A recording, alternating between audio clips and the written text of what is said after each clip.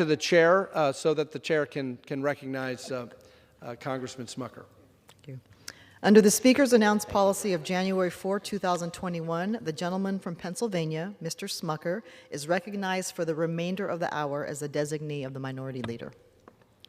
Thank you, Madam Speaker. I'd like to thank my friend from Kentucky, who truly is an expert on fiscal policy and truly understands the situation that we are in our country. We just simply cannot afford to continue down this path and expect that there will not be consequences. Consequences for us, and if not for us, certainly for future generations. At the least, we are mortgaging the future of our kids and our grandkids, and it is completely irresponsible. We just came back, all of us back in our districts, and I can tell you, I spent most of the weekend out talking to people across the district, and they are very concerned about the impact of this president's policy and the policy of this Congress on their daily lives. I have constituents who are choosing each week whether they can buy groceries or whether they can buy gas for the car. I spoke just recently to one constituent who had been out of the workforce for about 10 years. This individual, by the way, had 13 kids, which I thought was amazing, but he'd been out of the workforce for 13 years and just took a job because he can no longer afford, he can no longer make ends meet because of the policies of this president and the rising prices that have been created by the policies of this administration.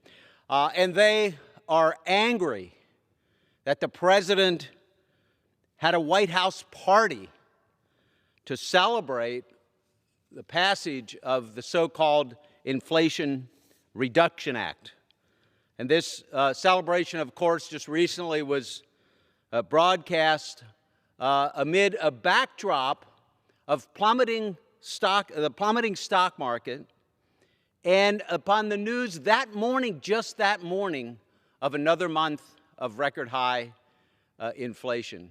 And no matter how the president wants to talk about it, no matter how Democrats want to talk about it, Madam Speaker, he says that inflation has leveled off, but we're still at 8.5% above what prices were just 12 months ago.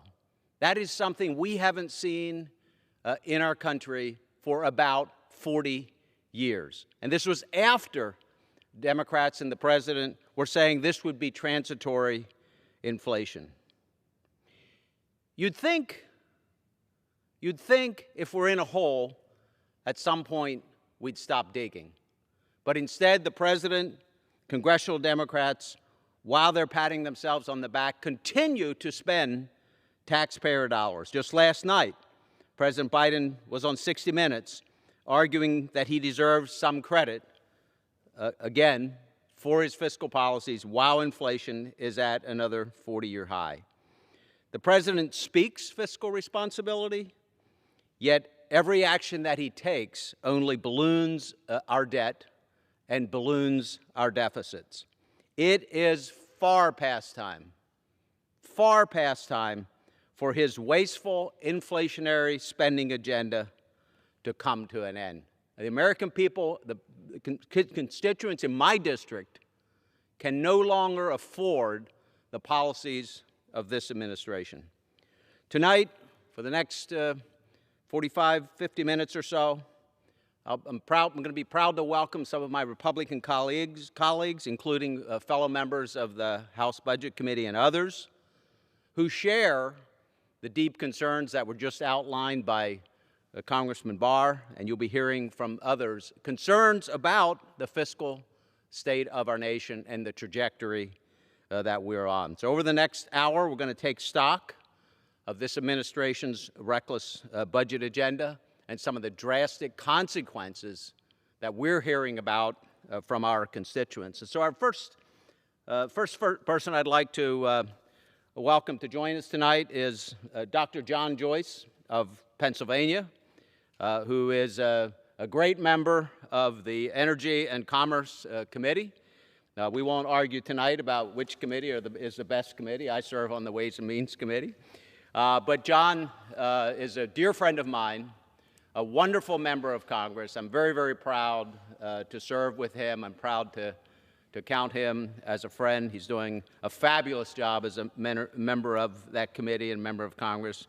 And I look forward to his insights on how the Biden administration's policies have resulted in this record high inflation.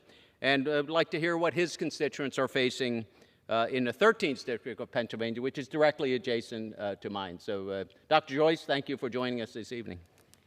I thank the gentleman for yielding.